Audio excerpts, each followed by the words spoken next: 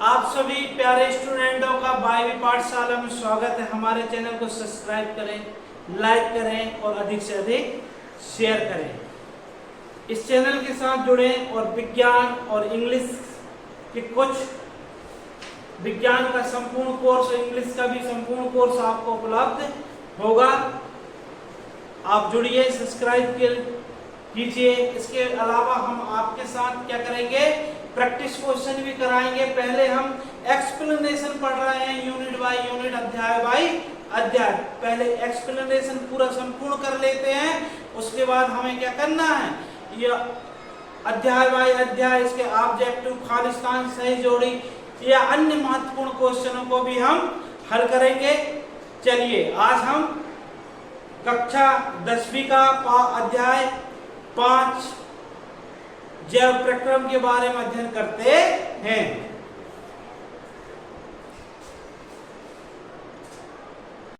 आप सभी प्यारे विद्यार्थियों का 12वीं पाठशाला में बहुत बहुत स्वागत है। आज हम कक्षा 10वीं का अध्याय 5 जिसका नाम है जैव प्रक्रम। जिसका नाम क्या है? जैव प्रक्रम। हम जैव तथा अजैव को कैसे अंतर कर सकते हैं? देखिए, सीधे आप समझे कि जैविक और अजैविक के बीच में आप किस प्रकार अंतर कर सकते हैं। कौन जीवित है, कौन अजीवित है, कौन जीवित है और कौन अजीवित है। आप सभी लोग किस प्रकार इसमें अंतर कर सकते हैं। देखिए, जो भी जीवित होगा वो अनुरक्षण का कार्य करेगा, अपना वृद्धि करेगा, विकास करेगा, डेवलपमेंट करेगा, शारीरिक डेवलपमेंट करेगा, ठीक है। जो अजीवित होगा उसमें ये सब गुण नहीं पाए जाते हैं। इसमें आपने देखा होगा कि जब भी कोई जीव का डेवलपमेंट होता है तो उसमें क्या होता है कि शरीर में विकास तो होगा, कोशिकाओं की वृद्धि होगी, अंगों की वृद्धि होगी, साथ में क्या होगा, अनुरक्षण का भी काम चलता रहता। अनुरक्षण मतलब कि वो जीव क्या होगा कि उसमें डेवलपमेंट होगा, मतलब उसमें जो मरम्मत का कार्य है वो भी चलता रहता है।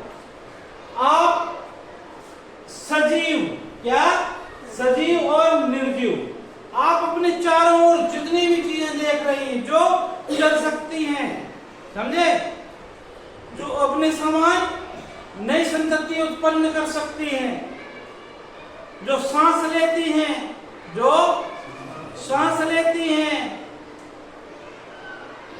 इस प्रकार की जितनी भी चीजें हैं वो सब क्या है, जीव हैं।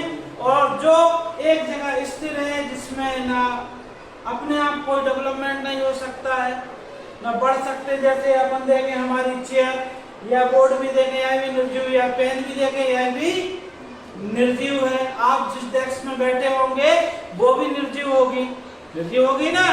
आप जिस डेस्क में बैठे होंगे वो भी निर्जीव होगी।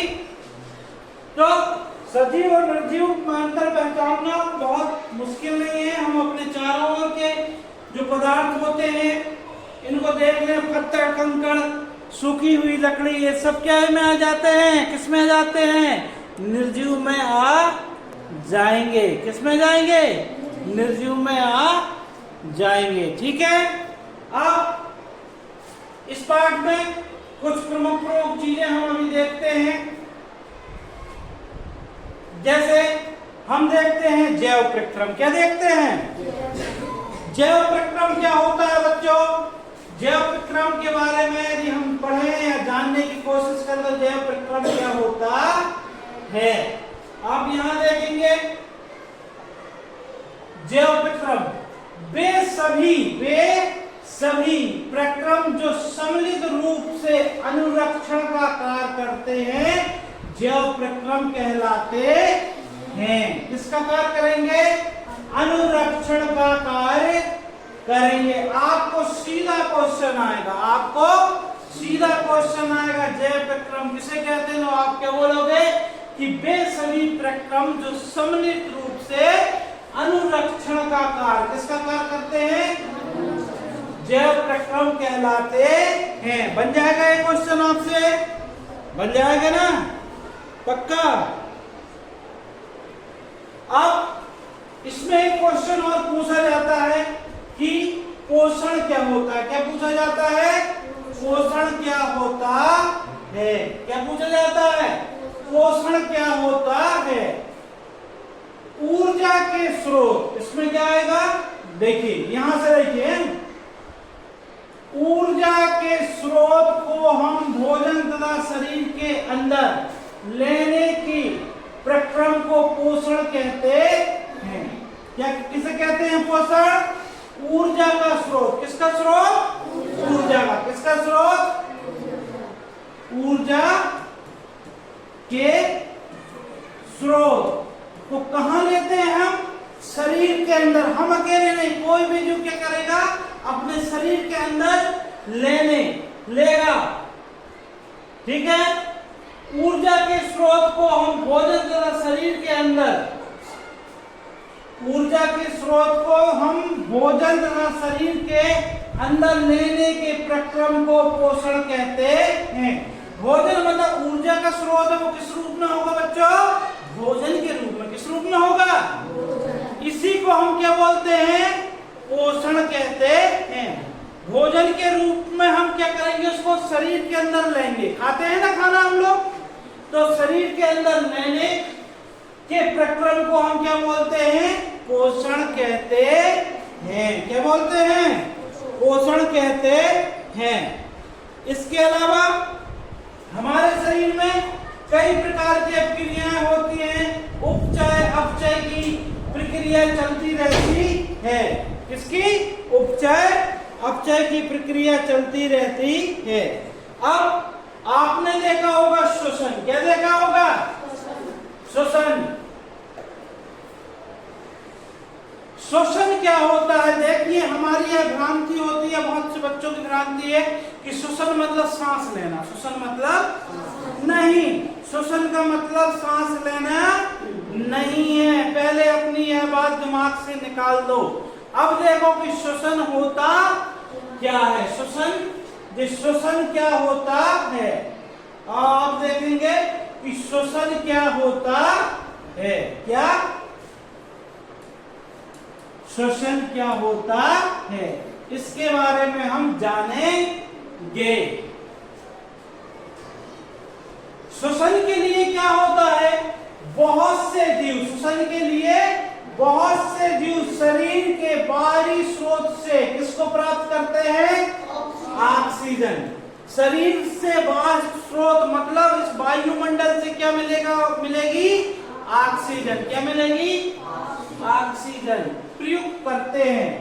शरीर के बाहर से ऑक्सीजन को ग्रहण करना तथा कोश का आवश्यकता के अनुरूप खाद्य स्रोत के विघटन से उसका उपयोग क्या कहलाता है? श्वसन कहलाता है।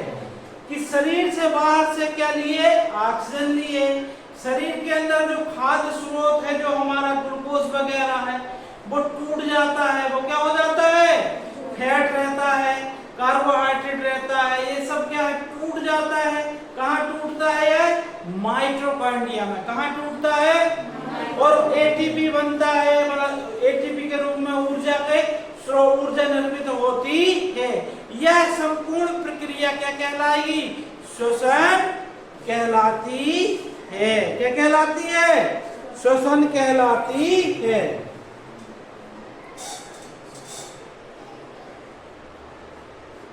अब आता है एक टॉपिक और हमारा, क्या? बाह्य तंत्र। क्या आता है? बाह्य तंत्र। बाह्य तंत्र का मतलब क्या होता है?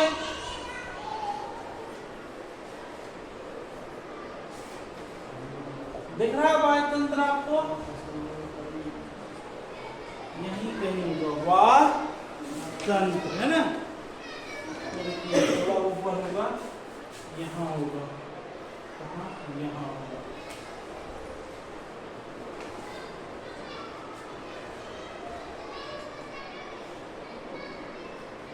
चलिए, श्वसन हो गया, अंतर्ज्ञान विशिष्ट अंगों द्वारा शरीर के होने की आवश्यकता होती है।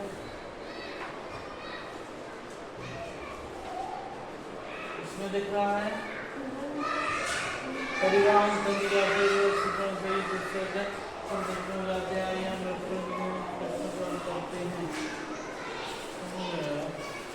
दिख रहा आपको है?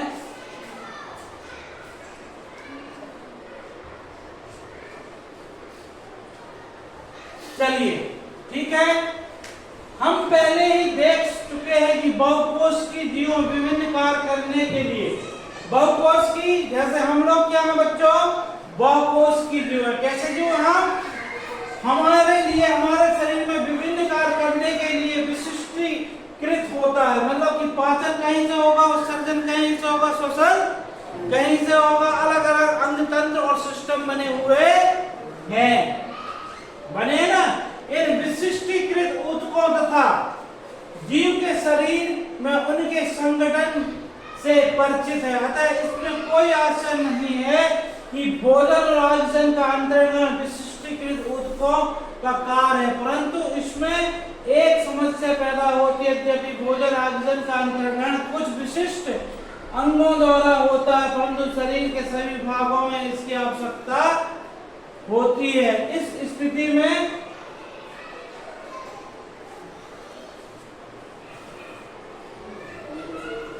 भोजन एवं ऑक्सीजन को एक स्थान से दूसरे ले जाने के लिए बाह्य तंत्र होता है। क्या होता है? बाह्य तंत्र होता है। कौन सा तंत्र? बाह्य तंत्र होता है की आवश्यकता होती है। जिस प्रकार आप अपने गांव से स्कूल तक, मान लो कोई बच्चा बस से आता है, कोई टैक्सी से आता है, तो आप बैठ के आते हो ना, वैसे ही ऑक्सीजन वायुमंडल से लिए फेफड़ों में गई, अब फेफड़ों में तो पहुंच गई, अब फेफड़ों से हमारे शरीर की प्रत्येक कोशिका तक उसको पहुंचाने के लिए जो तंत्र काम करता है वो क्या कहलाता है? बाह्य तंत्र कहलाता है। ठीक है बच्चों, इतना समझ में आया आपको? नहीं आया ना? आया। जब रासायनिक अभिक्रिया देखेंगे यहाँ पर, जब रासायनिक अभिक्रिया में कार्बन स्रोत एवं ऑक्सीजन का उपयोग ऊर्जा प्राप्ति के लिए होता है, तब ऐसे उत्पाद भी बनते हैं जो शरीर की कोशिकाओं के लिए न केवल अनुपयोगी, न केवल मतलब कोई काम के नहीं रहते, कुछ तत्व ऐसे बन जाते हैं जो किसी काम के लिए, बल्कि वो कैसे होंगे? हानिकारक भी हो सकते हैं। इन अपशिष्ट उत्पादों को शरीर से बाहर निकालना अति आवश्यक होता है। यदि ये टॉक्सिक पदार्थ यदि हमारी बॉडी में जमा रहेंगे तो हमारी बॉडी, हमारे हेल्थ को क्या होगा? इफेक्ट करेंगे, इनका नेगेटिव इफेक्ट होगा, अति आवश्यक होता है। इस प्रकरण को हम उत्सर्जन कहते हैं। क्या बोलते हैं? उत्सर्जन। क्या बोलते हैं? तो उत्सर्जन किसे कहते हैं? उत्सर्जन किसे कहते हैं? कैसे बताओगे? हमारे शरीर में ऑक्सीजन का उपयोग करके ऊर्जा, ऑक्सीजन एवं कार्बनिक पदार्थों का उपयोग करके ऊर्जा बनाने की प्रक्रिया में क्या होता है? कुछ अपशिष्ट पदार्थ निकलते हैं जो हमारे शरीर के लिए हानिकारक होते हैं। इन पदार्थों को हम क्या बोलते हैं? भाई हमारे शरीर के लिए क्या होंगे? अनुपयोगी और हानिकारक। इन्हें हम अपशिष्ट उत्पादों को, इन्हें अपशिष्ट उत्पाद कहते हैं। और इन अपशिष्ट उत्पादों को शरीर से, किससे? शरीर से बाहर निकालने की प्रक्रिया क्या कहलाती है? उत्सर्जन। क्या कहलाती है? उत्सर्जन कहते हैं। क्या बोलते हैं? उत्सर्जन कहते हैं। ओके, इतना समझ में आया आपको? चलिए आगे देखते हैं हम पोषण। क्या देखेंगे? हमारा एक बहुत अच्छा टॉपिक चालू हो रहा है यहाँ से। क्या? पोषण। क्या? पोषण क्या होता है? पोषण क्या होता? ठीक है, यह टॉपिक आपका प्रारंभ हो रहा है। ठीक है, तो देखिए हम कोई भी कार्य करें, चाहे साइकिल चलाएं, चाहे पैदल चलें, चाहे दौड़ें, चाहे गाना गाते हैं, कोई भी कार्य करते हैं तो हमें किसकी जरूरत होती है प्यारे बच्चों? किसकी? ऊर्जा की। यह बात तो आपको पता है ना। अब जब ऊर्जा की जरूरत होती तो आपको ऊर्जा कहां से मिलती है? कहां से मिलेगी ऊर्जा? सऊदी अरब से आएगी क्या? कहां से मिलती है? रूस से आ रही है टैंकर में भर के ऊर्जा। कहां से आएगी तुम्हारे शरीर के लिए? बताइए, कैसे आती है? भोजन से। किससे आएगी? भोजन से।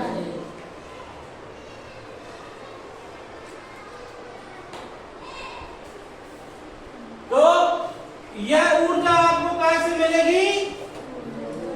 भोजन से। किससे मिलेगी?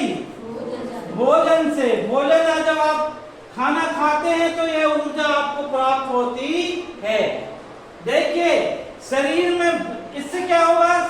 शारीरिक वृद्धि होगी, विकास होगा और प्रोटीन संश्लेषण आदि हम बाहर से भी पदार्थों की आवश्यकता होती है। यह ऊर्जा का स्रोत या पदार्थ जो हम खाते हैं, खाते मतलब वह क्या है?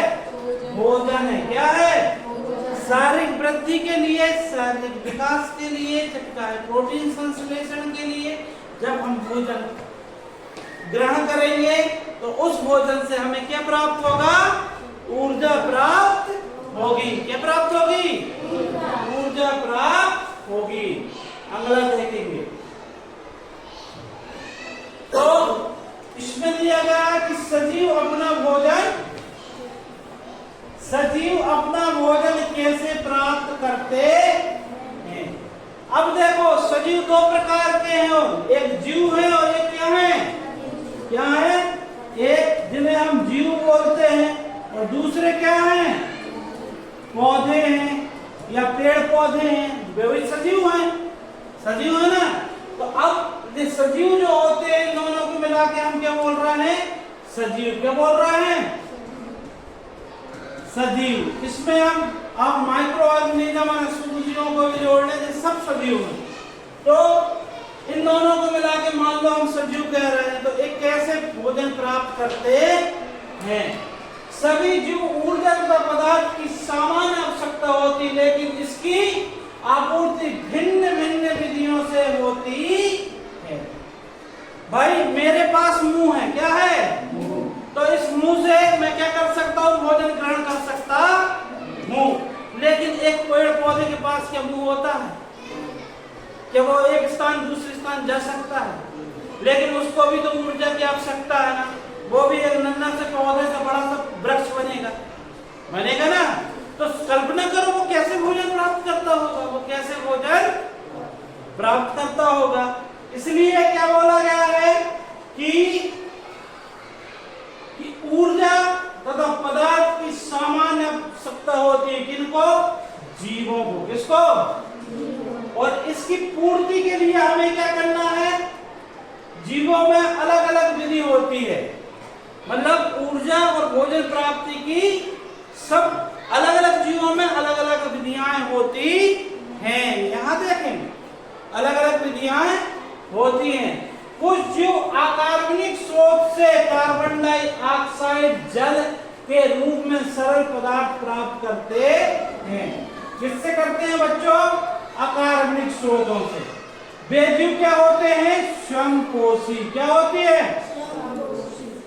अकार्बनिक पदार्थ। अब देखो कैसे अकार्बनिक पदार्थ है ना, समझना। अकार्बनिक स्रोतों से कार्बन डाइऑक्साइड तथा जल के रूप में सरल पदार्थ प्राप्त करते हैं, वे जीव स्वयंपोषी होते हैं। जैसे पेड़ पौधे क्या करते हैं? वायुमंडलीय कार्बन डाइऑक्साइड, सूर्य का प्रकाश, जमीन से पानी मिल जाएगा, जल मिल जाएगा, H2O मिल जाएगा, इन सब से मिला के क्लोरोफिल की उपस्थिति में क्या बना लेंगे? भोजन बना लेंगे। मतलब ग्लूकोज का, कार्बोहाइड्रेट का निर्माण कर लेंगे, स्टार्च का निर्माण कर लेंगे। किसका कर लेंगे? स्टार्च का निर्माण कर लेंगे। किसका निर्माण कर लेंगे? स्टार्च का निर्माण कर लेंगे। ठीक है, ओके।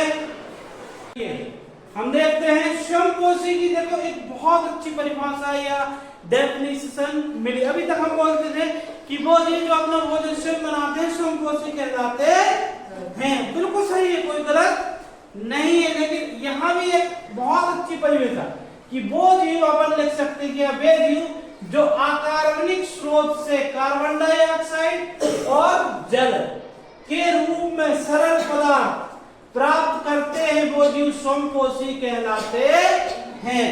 और मैं यह उम्मीद करता हूं कि यही वाली परिभाषा आप अपनी कॉपी में नोट करेंगे स्वयंपोषी की। तो क्वेश्चन लिखना बता रहा हूं, आपके अभ्यास में दिया हो या ना दिया हो, जो क्वेश्चन बना के लिखना, जितने मैं बताते जा रहा हूं। ठीक है, ओके। जिसमें सभी हरे पौधे तथा कुछ जीवाणु आते हैं। कौन कौन है स्वयंपोषी? सभी हरे पौधे हैं। और कौन कौन है? हरे पौधे और जीवाणु। और कौन है? जीवाणु। अन्य जीव जटिल पदार्थों का उपयोग करते हैं। इस जटिल पदार्थों को सरल पदार्थ में खंडित करना अनिवार्य है ताकि वे जीव रक्षण तथा वृद्धि में प्रयुक्त हो सके। इसे प्राप्त करने के लिए जीव में जैविक उत्प्रेरक का उपयोग करते हैं, जिन्हें हम एंजाइम कहते हैं। जिन्हें हम क्या कहते हैं? एंजाइम कहते हैं। अब देखिए, एंजाइम एक नया शब्द मिला ना? शब्द तो पुराना है, लेकिन यहाँ हमें नए तरीके से मिला। क्वेश्चन आ सकता है एंजाइम किसे कहते हैं? क्या आ सकता है कि एंजाइम क्या है? आ सकता है, नहीं आ सकता? आ सकता है ना? तो क्या बोलोगे कि सरल पदार्थों को खंडित करना अनिवार्य ताकि वे जो रक्षण तथा वृद्धि में प्रयुक्त हो सके। इसे प्राप्त करने के लिए जैव उत्प्रेरक का उपयोग करते हैं, जिन्हें एंजाइम कहते हैं। हमारे शरीर में या जीव में जैव उत्प्रेरक का उपयोग करते हैं। मतलब जो जैव उत्प्रेरक होते हैं उन्हें ही एंजाइम कहते हैं। जो जैव उत्प्रेरक मतलब किसी क्रिया में भाग नहीं लेते हैं, मैं बता दूं इनको। एंजाइम जो होते हैं किसी क्रिया में भाग नहीं लेते हैं, लेकिन क्रिया की गति बढ़ा देते हैं या कम कर देते हैं। क्या कर देते हैं? क्रिया की गति बढ़ा देते हैं या कम कर देते हैं। उन्हें क्या बोलते हैं? एंजाइम कहते हैं। अतः विषम पोषी उत्तरजीविता के लिए प्रत्यक्ष या परोक्ष रूप से स्वयंपोषी पर आश्रित होता या होते हैं। हम विषमपोषी हैं। हम क्या हैं? जितने जीव हैं वो सब क्या हैं? विषमपोषी हैं। लेकिन हम अपने भोजन के लिए किस पर आश्रित हैं बच्चों? स्वयंपोषी पर। किस पर? भाई पेड़ पौधों से ही तो हमें भोजन मिलेगा। पेड़ पौधों से ही हमें भोजन मिलेगा। अब कुछ लोग कह सकते हैं कि नहीं सर, हम तो मांस भी खा लेते हैं। ठीक है, ठीक है, आप खा लेते हो, लेकिन वो जीव जिसका मांस हम कोई भी व्यक्ति खाता है भोजन के रूप में, तो वो जीव भी तो कहीं ना कहीं पेड़ पौधों से ही ऊर्जा प्राप्त किया होगा। वो जीव भी तो पेड़ पौधों से ही ऊर्जा प्राप्त किया होगा। तो विषमपोषी हम किस पर आश्रित है बच्चों? स्वयंपोषी पर। अब देखो यहाँ पर जो स्वयंपोषी मतलब क्या होता है?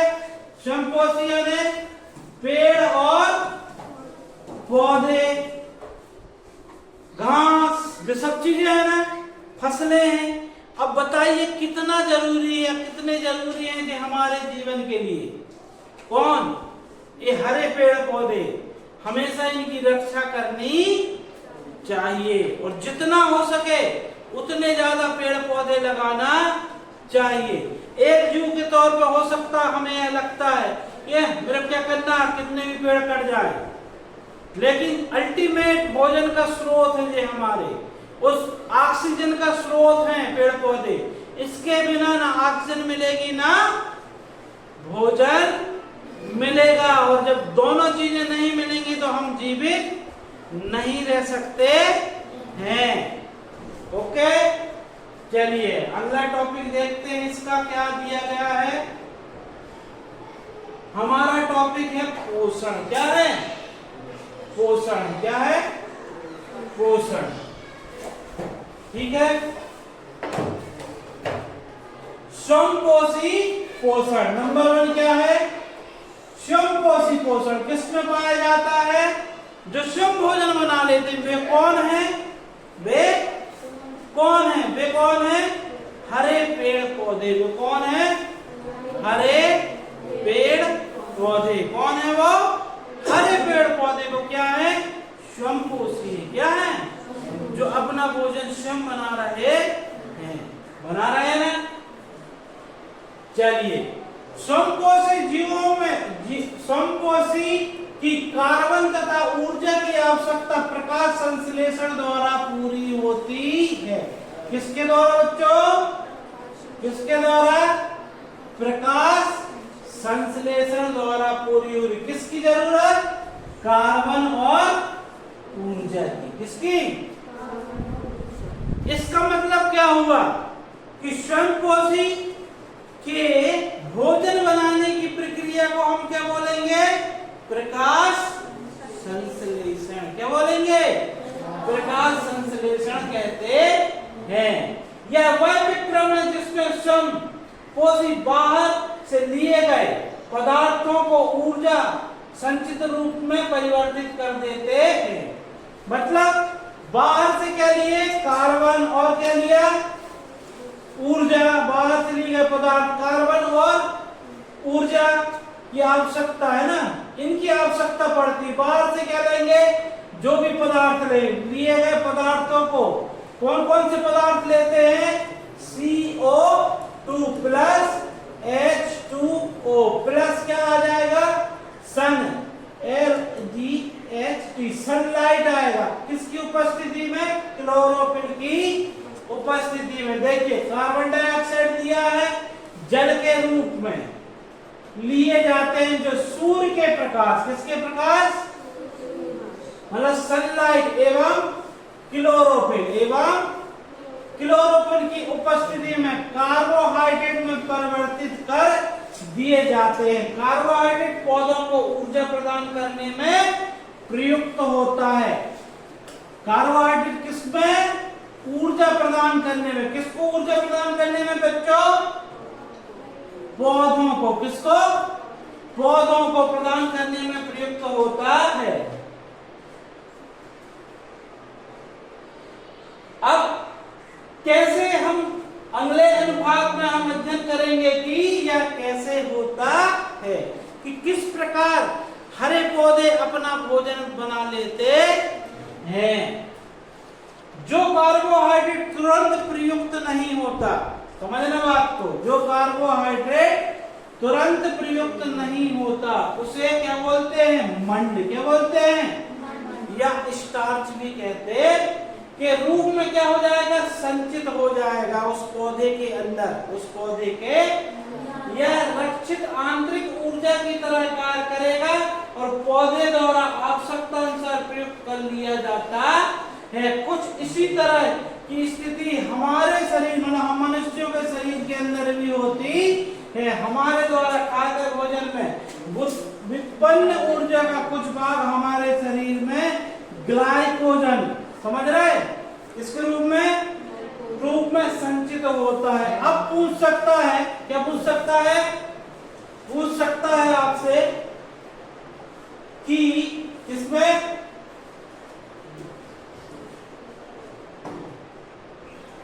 मानव, किसमें? मानव शरीर में, मानव शरीर में जो ऊर्जा होती है, भोज्य पदार्थ होता है, भोज्य पदार्थ जिससे ऊर्जा मिलती है, तो उसका कुछ भाग हमारे शरीर में किस रूप में संचित होता है बच्चों? किसमें, किस रूप में? ग्लाइकोजन। किस रूप में? ग्लाइकोजन में। और हमारे पेड़ पौधे में किस रूप में होता है? और पौधों में किस रूप में होगा ये? मंड के रूप में। किस रूप में? मंड मतलब वसा के, मंड मतलब स्टार्च के रूप में। मंड मतलब स्टार्च के रूप में क्या होगा? संचित होगा। अतिरिक्त जो ऊर्जा है वो किस रूप में? मंड के रूप में पेड़ पौधों में, और हम जैसे मनुष्यों के शरीर में ग्लाइकोजन के रूप में संचित होगी। ठीक है, ग्लाइकोजन के रूप में संचित होगी। ये देखिए, यह समीकरण दिख रहा है आपको? दिख रहा है ना? इस समीकरण में जो पौधे अपना भोजन बनाते हैं, पौधे अपना क्या बनाते हैं? भोजन बनाते हैं कार्बोहाइड्रेट के रूप में। ठीक है, तो उसमें क्या होता है? Carbon dioxide. ये क्या है? 6CO2 प्लस पानी के 12 अणु मिलते हैं। कितने अणु मिलते हैं? 12 H2O। और किसकी उपस्थिति में होती है? सूर्य प्रकाश की। किसकी? और क्लोरोफिल भी पाया जाता। पत्तियों में जो हरा रंग होता है ना, क्लोरोफिल होता है। क्या होता है? तो क्या बनता है? C6H12O6। इसे बोलते हैं ग्लूकोज। क्या बोलते हैं? या कार्बोहाइड्रेट का एक रूप है, समझ लो। ठीक है, और 6 अणु किसके निकलते हैं बच्चों? ऑक्सीजन गैस के, जिससे हम सांस लेते हैं, जिसके कारण हमारे शरीर के अंदर श्वसन की प्रक्रिया होती है। और 6 अणु किसके निकल जाएंगे? जल के। किसके? यह समीकरण किसका है? प्रकाश संश्लेषण का। किसका है? प्रकाश संश्लेषण क्या है? पौधों में भोजन बनाने की प्रक्रिया को प्रकाश संश्लेषण कहते हैं। इस प्रक्रिया में वायुमंडल में उपस्थित कार्बन डाइऑक्साइड, जल और पृथ्वी में उपस्थित जल जो जड़ द्वारा अवशोषित किया जाता है, पत्तियों में पहुंच कर सूर्य प्रकाश की उपस्थिति में एवं क्लोरोफिल की उपस्थिति में, क्लोरोफिल की सहायता से, ऐसा बोल सकते हो ना,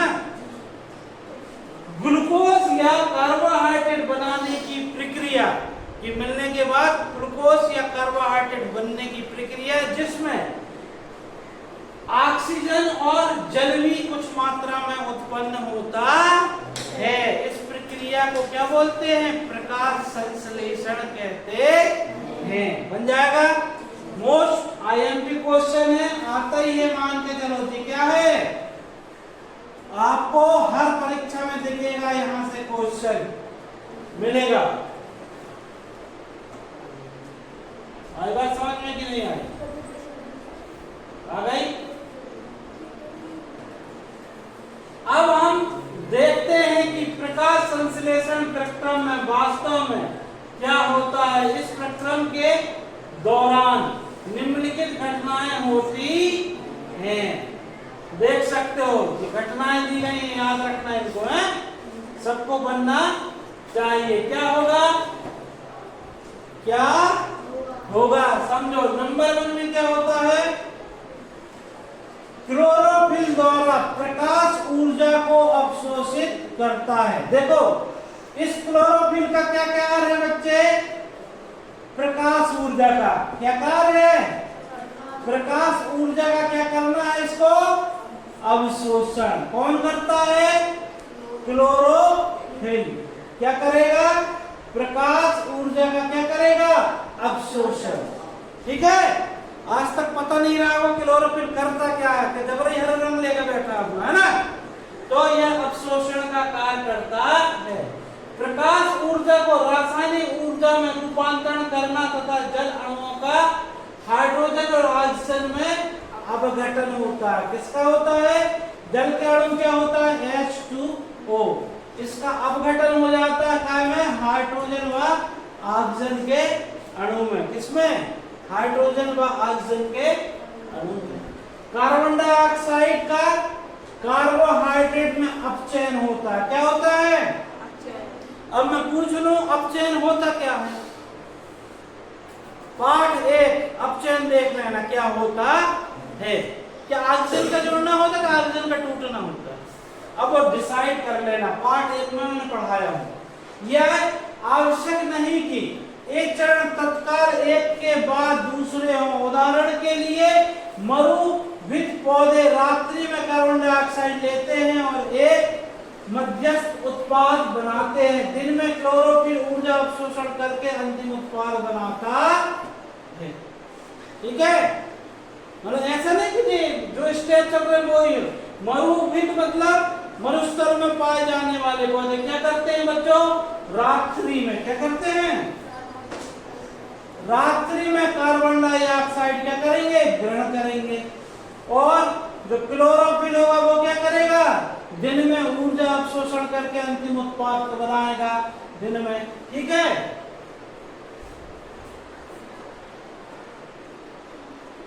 देखिए आइए हम देखते हैं कि उपरोक्त अपक्रिया का प्रत्येक घटक प्रकाश संश्लेषण के लिए किस प्रकार आवश्यक है, किस प्रकार आवश्यक है। ठीक है, यदि आप ध्यान से एक पत्ती के अनुप्रस्थ काटकर सूक्ष्मदर्शी द्वारा अवलोकन करते हैं तो नोट करेंगे कि कुछ कोशिकाओं में हरे रंग के बिंदु दिखाई देते हैं। इन हरे बिंदुओं को हम क्या बोलते हैं? क्लोरोप्लास्ट कहते हैं। क्लोरोप्लास्ट मतलब जो क्लोरोप्लास्ट है ना, इसी के अंदर क्या होगा बच्चे? क्लोरोफिल होगा। किसके अंदर होगा? क्लोरोप्लास्ट के अंदर क्या होगा? क्लोरोफिल। एक क्रियाकलाप है जिसके द्वारा कि प्रकाश संश्लेषण के लिए क्लोरोफिल क्यों आवश्यक है, क्यों आवश्यक है। ओके, अब हम इसके बाद कल पढ़ेंगे। कब पढ़ेंगे? कल 6.1 पेज नंबर 119। ओके।